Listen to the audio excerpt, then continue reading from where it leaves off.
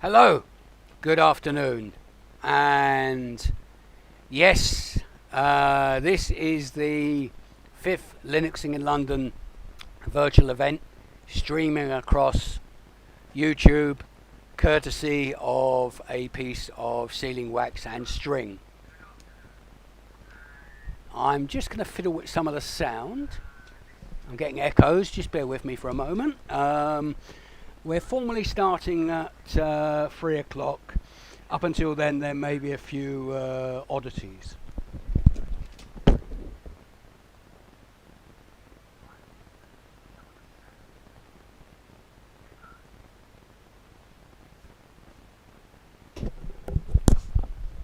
I should, of course, explain that, and you'll see it in the slides, that we're doing a rather intricate streaming setup.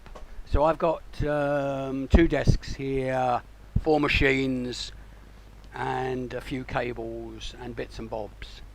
If anyone tells you this stuff is easy, they're lying or merely very lucky.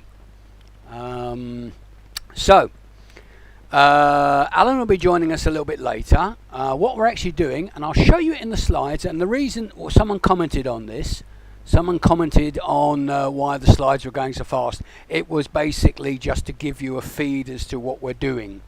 I'll walk you through the slides a bit slower later, but I meant to show you, if I can get back to the right screen here. Where are we? My desktops are playing around. Oh, wonderful. Right, so let's get out of full stream mode. Yes. So, as I said, it's a little bit complicated what we're doing. Obviously, I'm running on Linux. Alan is coming across on Google Meet. And then we are screen capturing that and spooling it over to lovely YouTube. And if I can get down, I can sort of... I did a little diagram earlier. I hope it's still... Oh, no, wrong one. Let's get rid of that one. I must confess, this has been one of the more interesting days I've had with technology. There we are. So, if you see here, so Alan's at home with his slides. We're on Google Meet. We would have loved to use something else. We certainly didn't want to use Zoom, but it's a bit limited on what you can do, and to be honest, a bit tricky as to how to pull it all together. The Google Meet is coming on my screen. Then the wonders of OBS Studio are screen capturing that. It's encoded. It's then shoved straight down to YouTube, who are then spooling it out to what you see, and in practice there's about a 20-second lag. You will no doubt comment on the quality of the screen. You will no doubt notice that it is 360p. I was up until 1 o'clock in the morning trying to avoid messages from YouTube saying it's not really good enough, do change the settings. I've tried, I think, 11 or 12 different permutations on bit rates and things like that to get to this wonderful stage where it actually sort of works. We're going to see, as I say to you, because it's not a simple process. I've got an input stream, I'm then merging it and then I'm pushing it out again. And does anyone know about ADSL? Obviously it's asynchronous, so the actual bandwidths are different. I'm unfortunate because I don't actually have the wonders of fibre. It's impossible where I live. Would that I could. So that's part of the reason why some of this may be a bit shaky. It may work perfectly. I haven't got a clue. I'm just glad you're all here on our YouTube channel and you're going to enjoy it. I will start in a couple of minutes doing the talk, but as I say, I'm just following the conversation. Now, if you have a question for Alan, this is really simple. I'll be monitoring the questions. I pass them over to Alan, yeah, but could you just prefix them with a Q colon, because I'm an old man, as is fairly obvious, and it does mean that it's easier on my poor old eyes. I'm sure everything will go well and we won't have any problems, but I'm not 100% sure. If anyone tells you, I'll give you a lovely story I have about audio visual. Everyone probably knows I'm an old IT manager. I used to do a lot in even the Microsoft area, and once I was attending a very marvellous presentation from their bigwigs. Came over to America at Stamford Bridge. They'd hired Chelsea's hospitality suite, and they must have spent, I don't know, 100, 200,000. Really lovely, absolutely everything. You know, it's free and wine and God knows what else. But it was really good tech, and they had the creme de la creme of their tech there. And about an hour in, suddenly things stopped. So you've got these geniuses, these people who could spin up 3 Kubernetes clusters while you're actually putting sugar in your tea, or not as the case may be, were standing there looking rather idle. The AV system had died. Yeah? And I suppose if Microsoft and many other companies have problems with AV systems, we can be excused that slight problem. I'm hoping, as I said to you, it's all going to go well. Typically we haven't done this way before, but it's a bit of a learning curve, and OBS is interesting. YouTube is certainly interesting. Behind the screen there, behind what you see, there's a lot of things that go on in the YouTube studio, and I think Eddie will wave if he's there. Eddie really helped me last night. So about 12 o'clock last night I had a few questions when YouTube started complaining, and Eddie was a genius and really helped out. You could search through a million forums for the answers. Eddie gave me the answer in half a second. Just said, yeah, that's because of that and that. Now, if you actually ever get the chance, go to one of his lovely brown bag lunch events or his coding. He has God knows how much it costs. I mean, thousands and thousands of pounds. He's got this lovely machine which does the OBS stuff. Sadly, it runs Windows, but I understand why he does it. You need a real beast to do all of this and to coordinate it. And as I said, it's not very obvious because you're playing between OBS, Android Studio and the rest of it, and to be honest, you don't actually see the output. I mean, for example, I'm talking now and then it's getting to you in about 20-25 seconds. I know that because I timed it and I got it down from 2 minutes, but it's a bit of a weird situation. Still, I think the virtual events are very good. I'm hoping we've got some visitors from around the globe. I'm hoping do you know what? Whenever you say something, this is the beauty of technology. If you say I'm using YouTube, someone will say use Twitch. And if you're using Twitch, someone will say use YouTube. We're using YouTube because it's accessible, it's doable. And also, as anyone who's a Linux devotee will notice, there's actually a special program in Linux for downloading YouTube streams. You can't do that on Twitch, sadly. But I think YouTube, for all of its disadvantages, does have some benefits. It does allow us to reach a much wider population. I don't think we should just be concentrating on people in Britain, America, and the rest of it. You know, if someone in Southeast Asia, Africa, New Zealand, of all places, wants to participate and, you know, contribute, I think that's brilliant. And I don't think we should limit it. YouTube is ubiquitous. People use it everywhere. People use it for everything. I think, as I said, there are disadvantages, and I wouldn't disagree with that. I can think of other services I might want to use. But at least if you were in a faraway country, you could actually access it. And so therefore, we're bringing that Linux goodness to everyone across the world. Right, now, I think it's nearly about time for me to officially start doing the slides. Forgive me if the stream goes funny, because we're just going to connect over to Alan ever so slightly. As I say, it's a bit weird. I'm sure Eddie and everyone else has got these lovely little buttons and switches. I'm working on a lovely ThinkPad, an old desktop, and another one over there. So it's rather strange. Let's have a go. Alan's there. I'm just going to say hello to him. I'm going to wave. I think he's going to wave back. Yes, that's lovely. We do have some communication. So I'm now going to start on my slides. I think everyone's ready. Alan will start in 10 minutes. And then we're going to kick off. So what we're going to be doing, as you can partially see from my slides, I'll do the welcome, then we'll go over to Alan. I've got to remember to mute my sound, which is not uncommon because you don't notice it. If you've got a question, you dump it in the chat. And then we have the Q&A. I'm going to pass the questions over to Alan. And then you are going to have a raffle afterwards.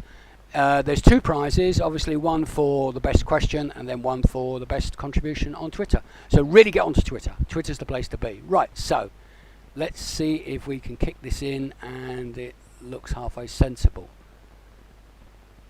Wonderful. There we are. It's got a mind of its own. Really, it has. Trust me. So, little tip. If you ever want to fiddle around with PDFs, go in and disable these two things or make sure they don't work. They're very useful when you're streaming, but they're not very useful afterwards. And obviously everything I use here is Linux. Adobe. Right, so, welcome. I really want to welcome to our YouTube channel. I'll be honest, it's an idea I got from Eddie. Yeah, I think the best ideas are sometimes stolen. I was seeing how successful he was on his channel and how vibrant it could be, that it made sense for us to do something. I don't guarantee it will be anywhere near as good as his, but we want to bring, as I said, the Linux goodness to everyone. And you can do JavaScript, you can even do Rust and the rest of it, but you don't that much. There's not much sort of touchy-feely Linux. I think there's a couple of nice Ubuntu streams with Popey, but I'll be honest, I thought we should try it and see where it leads us. Right, so to start off, we've got Alan in a couple of minutes. Then we've got the QA. So you put the questions into the chat, I then pass them on. We do the free raffle after that. So it'll be Alan, then me. I'll be watching the chat. If there is a bit of a delay, do bear with us. Honestly, it's not easy. You need to be an octopus to do this. Welcome to Linux in London. What are we? Well, we do more than plain Linux. We do a lot of computer science. The only two things we don't really do are Bitcoin and Windows 10. I think they're crowded markets already. But first, the thank yous. We're very grateful to Alan to giving up his time to come and teach us about this intricate topic. It is hardcore Linux, but I thought it was useful to do. It's very easy to do, all the easy subjects, a bit of the CLI, a bit of the GUI, but, getting an expert like Alan is such a dream. A big thank you to JetBrains, who will be supplying the raffle prizes today. They're really supportive of the community. And Tuxedo, who I've always found very agreeable. If you want to get a lovely laptop and not have the hassle of installing Linux, and you want something that you can open every day and works, I heartily recommend their laptops. I have one sitting on the table over there. It's given me zero problems. I give it a 9 out of 10, and they're actually very good value. I mean, they're a lot cheaper than you'd get in PC World. So, now a big special thanks to Igor, who's in the background there, and Canonical, our official sponsors. They've been wonderful and helpful over the last year. It's not always easy running a free community group. Everyone assumes that there's oodles and oodles of money running around. There isn't. There's a lot of bright ideas, but not actually a lot of money. And that's partly a sensible reason. You find that groups which are excessively commercialized, they lack a community touch as far as I'm concerned. We're not, but Canonical have been very helpful to us, and as I say, I'd like to thank them. So, if you're on Twitter, you can practically guarantee you win a prize if you're really very clever with your tweets. So the hashtag is Linuxing in London. It's very obvious. It's very there. Put in the Linux one as well, and one of the bots will grab you.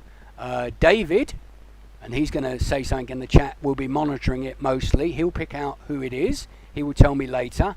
I will have a shout out, and then you're going to drop me a little email and the prizes. Right, so let's crack on. Linuxing in London. Why are we different? We are great believers in education. Traditionally, Linux groups are 10 grumpy old men who go down the pub, and all they do is talk about the bash shells. We believe in education. We believe in actually sort of getting out, talking to people, and communicating the benefits of Linux. And there are many. You don't even want to get me started. But moreover, we want to include everyone. We want everyone to participate, which is why when we run workshops, we always prioritize women. It's very useful, it's very practical, and it's very principled. It means there's greater participation overall. And so we started in 2016, and up until May this year, we'd run 50 odd events and a little bit more over 2,900 members, workshops all the time. The only free workshops in Britain. So if you want to learn Linux, you can pay for it. You can do the online courses, the rest of it, but you won't have someone tell you all the things that get missed out. There are a few little gotchas with Linux, not that many, in all honesty. I suppose there's probably about 2% compared to Windows. And why do I know? Because I've been doing Windows since I was a kid, or nearly. 1985, good God. But Linux is really very useful. We're happy to train people on this. We want to include in as many people as possible, and that's what we do. Obviously, we've had the creme de la creme of the technology sphere give us talks. IBM, lovely people, Canonical, Docker, you name it, Red Hat. NVIDIA, I can speak highly of, and I'm hoping we can do some more with them. Their machines, their lovely little Jetsons, run Linux, and they are really nice. So if you had have come to our event at Christmas, you might have won that lovely little Amazon device in the corner there. You might have equally have won a NanoPi Beast, which is about 3 times as fast as a Raspberry Pi, and other things. And we give them out freely. We manage to cadge them from companies, and companies are very generous, and we like to reward the audience. Your time is valuable, our time is valuable, but it creates a bond between us. Sadly, at the minute, we don't have many goodies, but hopefully the JetBrains licenses will make up for it. So, if normally we'd give you a raffle ticket, can't do it this time, ask a good question, say something nice on Twitter. That's your way to win a prize. a word about code of conduct. Typically, codes of conduct, if I'm honest, are very long, and most blokes don't read them. Why do I know that? Because I've asked people, and we've had 2 instances. Whoops-a-daisy. So we keep our one really, really simple. We don't want anyone to act in a stupid way. Don't be sarcastic. Don't be racist. Don't be sexist. Don't be xenophobic. It's not really nice. Certainly don't be homophobic. Don't be transphobic. Just be really sensible. Be on your best behaviour, and then everything is really going to go sweet. I shouldn't have to say that. I think it's fairly common sense, but you'd be surprised. There are a small minority of Linux people who need that spelling out. I know you don't, so I know we're not going to have any problems. I'll be monitoring the chat. Let's keep it nice and clean and strolling on. Let's all be nice to each other. Right, so as I said, Linux in London is a purely voluntary effort. If you'd like to help out, at the moment, for the virtual events, we could do with a really good webcam. Yeah, one of those Logitech ones. I've got ones from 20 years ago practically, and obviously, as you can hear, the mic here isn't very good. So if someone wants to come along and, you know, be generous, talk to me. I'm on Twitter. My direct messages are open. I'm very happy to talk to people if they want to contribute. If they want to nag, well, not really. But if you want to actually do something positive, you know, and we all need that at the moment, I'm happy to talk to you. Right, so remember, this is the hashtags you need to do. Future events are obviously on our website. You can go on there. Yes, it does need a bit of work. I'm sure someone will make a comment on that. We're going to be doing a lot of different changes in the next couple of months, and hopefully the website will get a bit of an improvement. Everything here was powered by a Penguin, and these are the slides, and I hope I'm on time. So Alan's going to kick off in a minute. We do the Q&A, then we've got the raffle. I'm monitoring the questions. Remember, prefix your questions with a capitalized Q and a colon, and just behave really, and then, you know, let's be sensible. Right, so I'm going to go over to Alan once this technology agrees with me. Just let me fiddle. Excuse me for a moment.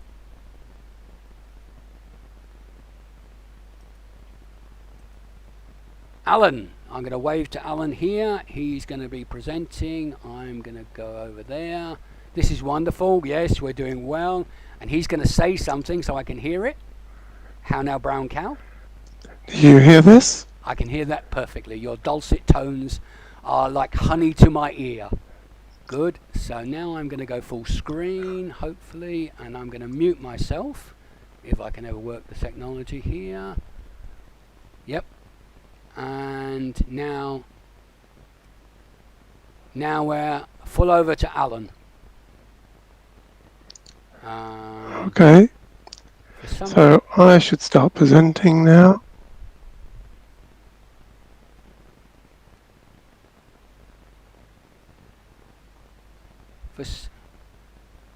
For some reason, Alan's screen is above his slides. There we are. It's all fiddly, isn't it? There we are. Okay. That's brilliant. I shall shut up. Over to Alan.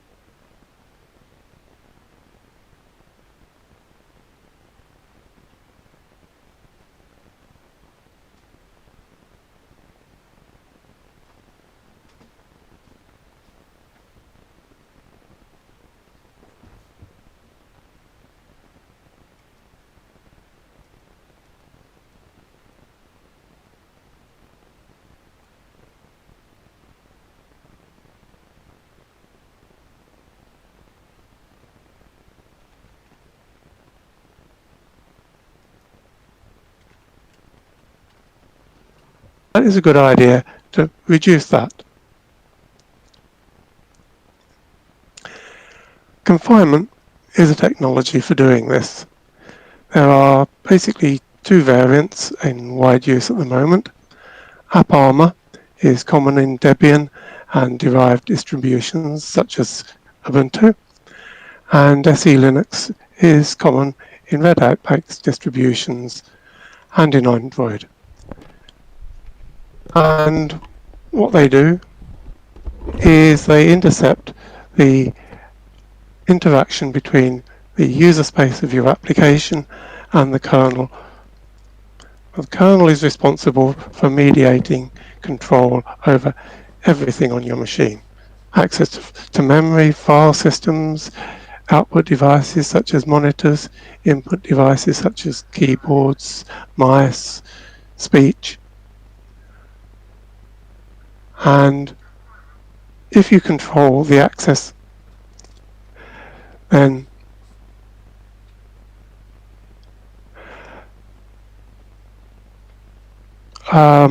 sorry, I'm distracted by the comments there. Should stop watching those. If you can control, where are my slides going? If you can control the calls from the user space into the kernel, then you can control the access the application has to your machine.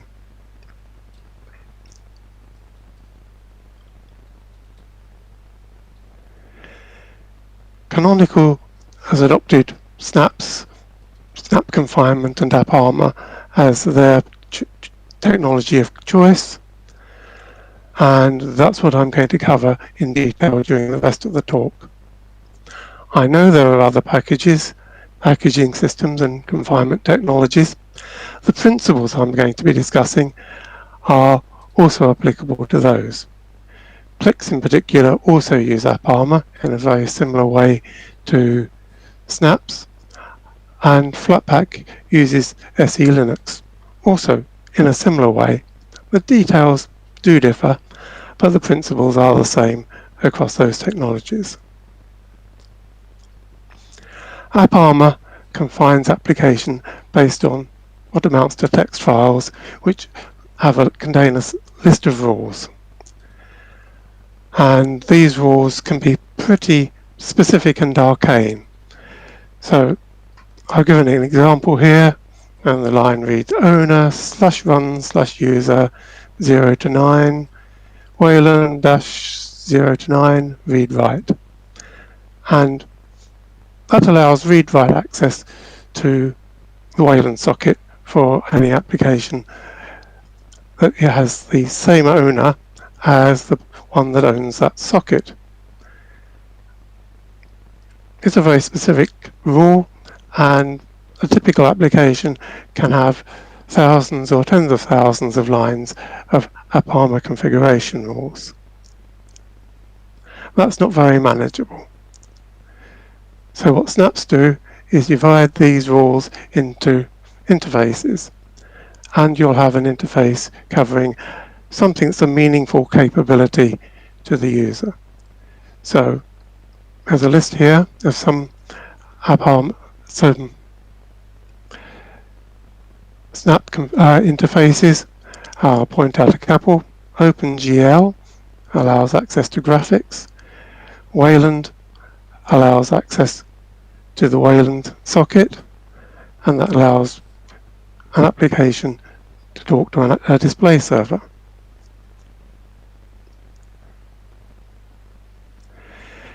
An application running under Snap confinement is very limited as to what it can do. In particular, I'm running this demonstration under confinement.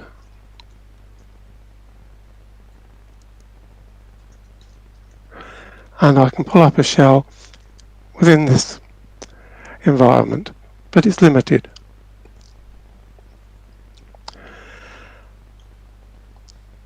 The shell can do a few basic things. You can do the normal stuff, list the directory. You can look at the current directory, But because it's confined, there are things you can't do. You can't, for example, run arbitrary programs from the user environment.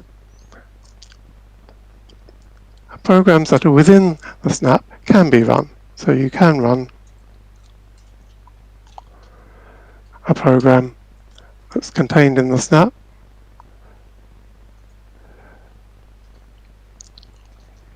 but you can't run a program that belongs to the system.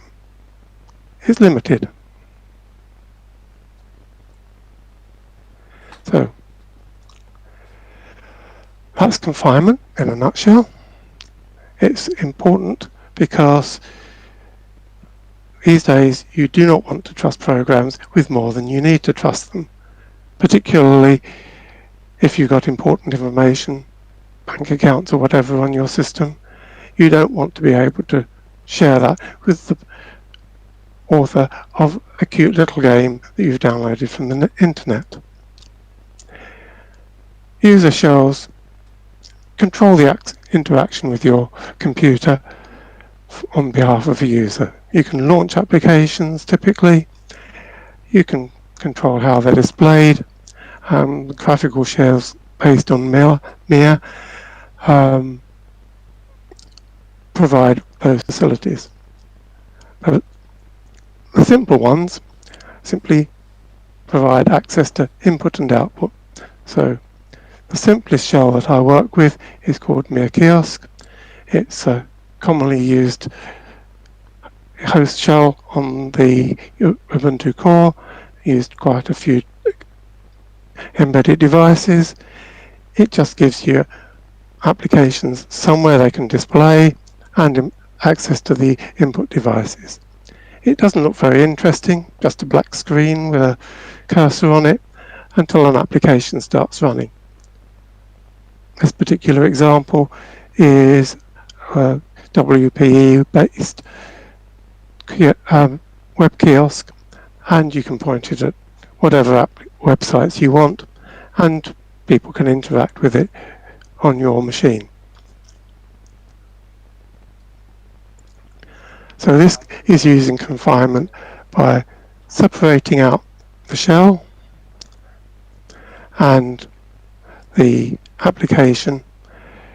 They're basically talking via OpenGL and Wayland through the kernel, and they're not allowed to access other things. They've got very different access requirements.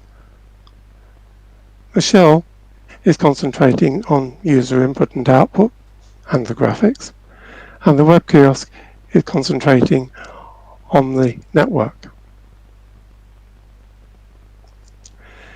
Looking at the snap connections, there's a different list here. Again, the kiosk is using OpenGL. It's also using a few network interfaces. None of that is used by the MIR Kiosk. That's simply using OpenGL and Wayland. It has a capability to connect to X11 so that you can run a kiosk on your desktop, but that's not actually in use in the example I'm showing.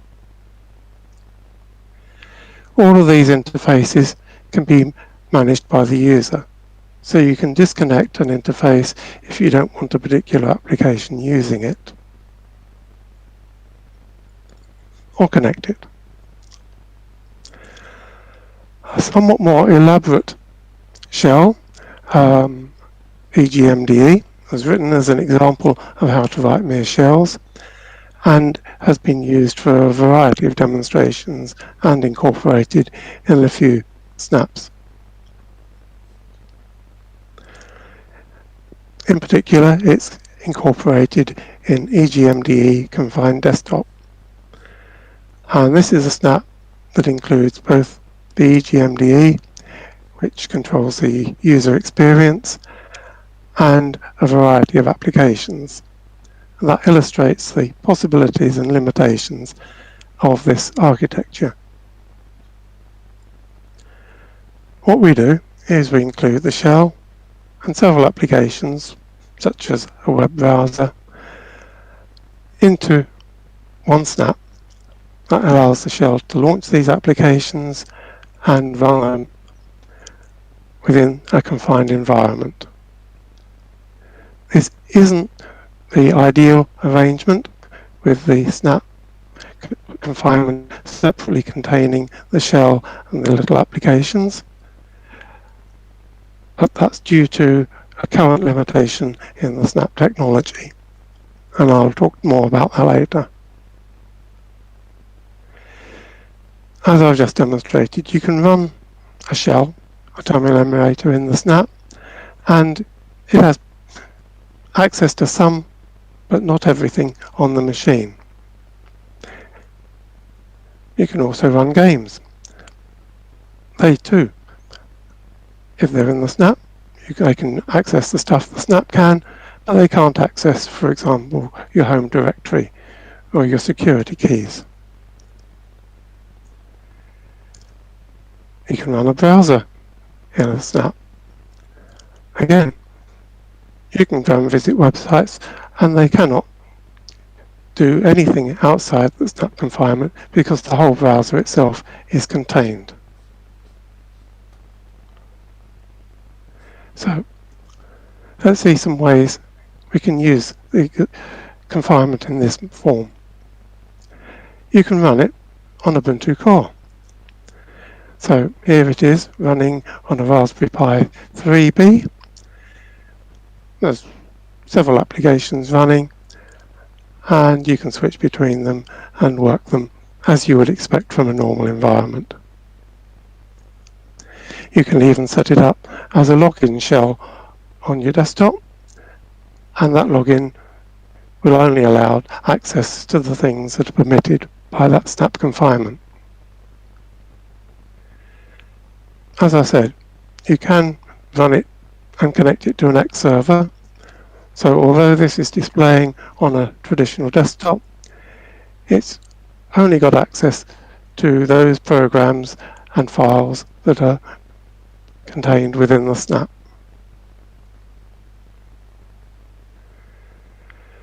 EGMDE confined desktop is a proof of concept. It's not a finished product.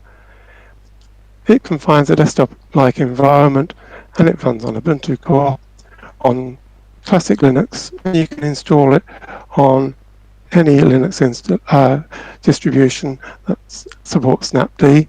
So I think there's something like 40 or so of those currently.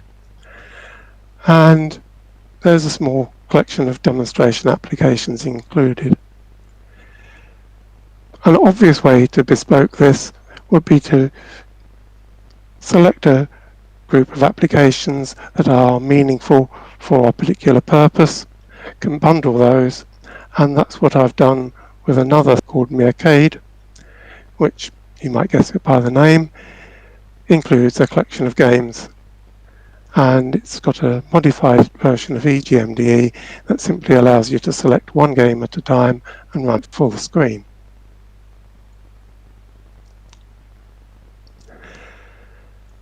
Okay, I said I'd come back to the subject of how the confinement could be improved, and this is the bit. As I pointed out earlier, the confinement needed by shells and that by apps is somewhat different, and you don't really want the shell to have access to things that the apps need or the apps things that the shell needs. So you'd really like to have those under some separate confinement profiles.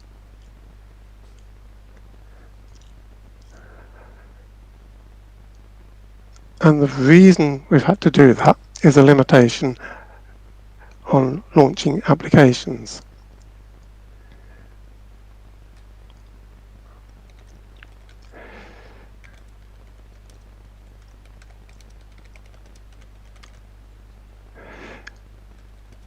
Ignoring other things that might be important for desktop environments, a shell needs user input, output, and the ability to launch applications.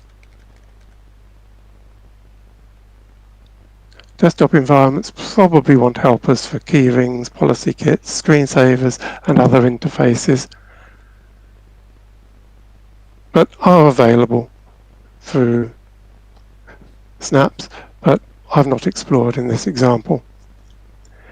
Launching applications I've just demonstrated within the snap, and I can show you a bit more of that for this snap. There's a list of applications packaged here.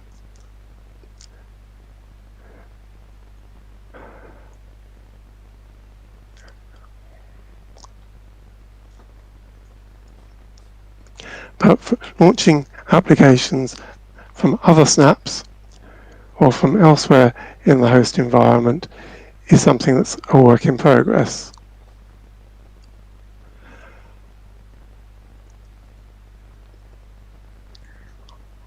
There's a change to snapd that I've been working on earlier today that will allow some launching of apps. I've cut down all the options for identifying applications within a desktop environment and tried to apply it to a confined environment where a lot of those things are not available. In particular, some of the directories you would normally search for .desktop files which describe applications are not visible to the snap. And additionally, the whole process of launching an application is fraught with difficulty because you can't directly launch another snap from within a confined environment. On the desktop type classic systems, userd is available. It's part of snapd, and we can send it a message and it can say, what were you doing? Can it be done? And launch an application on your behalf. There's similar work being done in the Ubuntu Touch system using clicks, and this is what I'm trying to persuade the Snapcraft team to adopt currently. It's going through review, it will get there soon and be seen in a future version of snapd. All of this is being discussed on the Snapcraft forums, and you can go and find that link if you're really interested.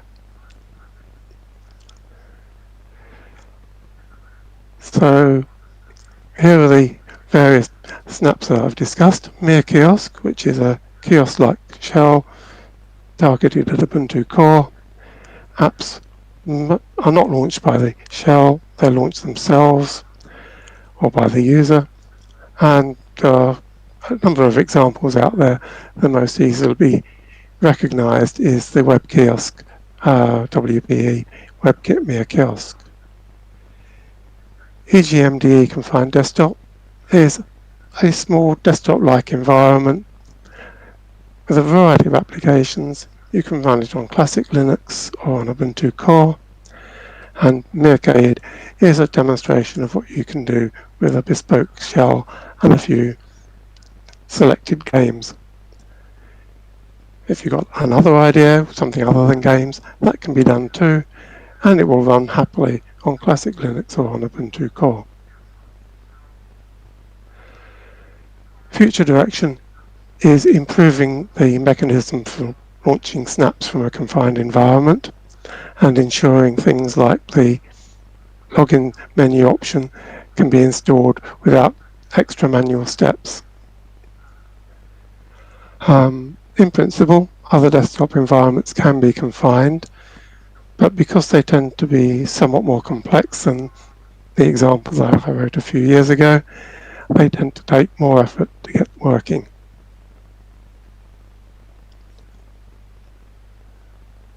Now, I fear I'm ahead of Brian's schedule and have reached the question and answer sooner than I expected. So I hope Brian is around to pick up on that.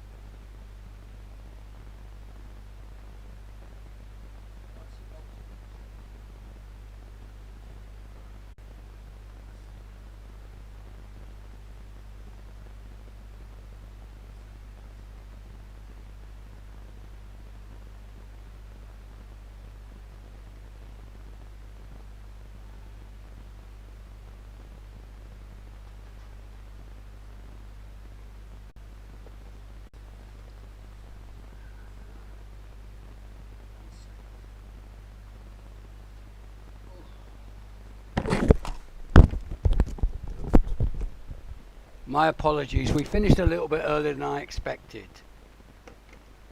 I'm looking across to Alan. Sorry about that, Brian. It was not my intention, but No. somehow I I raced was a bit just actually faster than getting I myself thought. a beverage on this warm day. I'm just looking across. I should give you some questions. We've got one from Herb Daly. Do block or allow lists snap permissions? I think he means in snap permissions. Sorry, I didn't quite catch.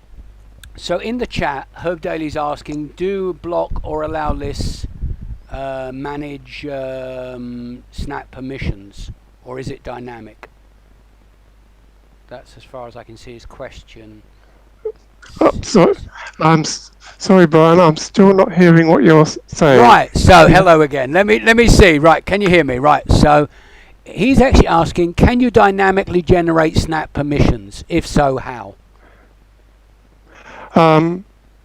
Okay, you can dynamically change the permissions by enabling or disabling the snap connections, as it's called on the command line. Oh, excellent.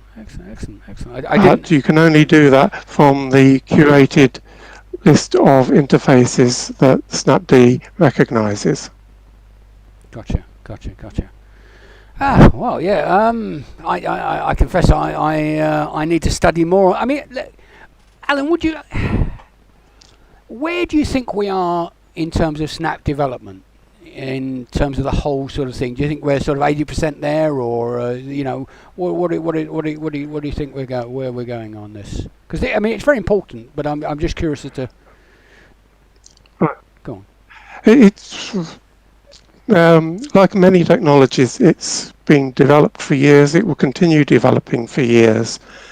It was initially built and used for a number of server and a few embedded cases, and for those it was working pretty well even a couple of years ago. Its extension to the desktop case still has a number of rough edges that I'm sure people are probably well aware of. In particular, things like integration with desktop theming can introduce quite a bit of complication and slowness in launching applications. Gotcha. I must confess, I mean, I'm very late to using snaps. I do use them, and I think that there is a very good case in certain scenarios, particularly when, let's be honest, as lovely as Linux is, some distributions under certain scenarios, the packages are quite backward. You'll be using an old version of Python, and there'll be a new one, and you're going to find it in the snaps more than anything else, aren't you? You're going to find the up-to-date thing. So I think there's a lot of potential here. What are your thoughts? Yeah, so snaps bring in their own dependencies, so you're not reliant on the host environment to supply possibly discontinued packages or have recent versions or older versions that are required by that particular snap. That's a good point. Now Herb has got another question, and in all honesty, I think I know why. Because he's a computer scientist, and he always asks very tricky questions. He says, if you can launch a container from inside a snap, is it still limited by the permissions of the snap when it's launched, or is it possible to redefine these? Oh, good heart. That's a question and a half, isn't it? Okay, so this is what I'm working on at the moment, and the approach I've taken is that the snap that is being launched is launched from outside the containment, as it would be if it were started from the command line, just as a normal user process outside a snap confinement. So it will take its own confinement. It's not in any way limited by the confinement of the original snap. Gotcha. I hope that satisfies him. Yes. Well, I'm lost for words actually. I think you've covered the topic excellently. I think there's so much to digest. I think, with your permission, if there's anything you don't want to tidy up, we could move on to the raffle, and I could award some prizes if that's happy. And can I thank you for such an enjoyable talk? I have to apologise. The sound at the beginning was a little bit iffy, and I've learnt something about OBS in the process. But it's been really enjoyable. It is a bit of a baptism of fire for all of us. And I'm going to edit this and then put it up a bit later. It's not my normal environment for presenting either. Yeah, I'm normally actually quite well groomed. I mean, I look like one of those figures from the Addams Family.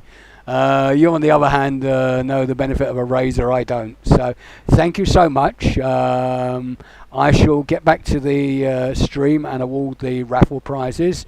I'm hoping in the future we can prevail on your colleagues to do another talk, or in the future when you've got more to report, to come back and do something else. Thank you so much. Okay. Thank you.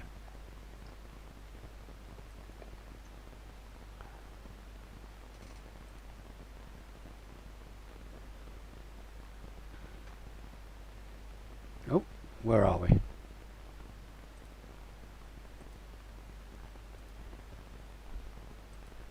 Good. The wonders of technology. So now I should be presenting.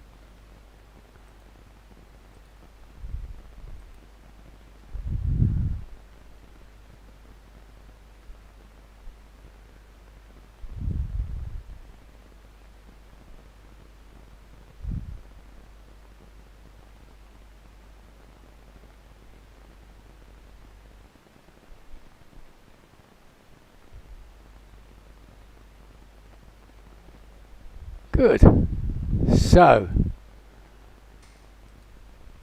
good God, what's happened here?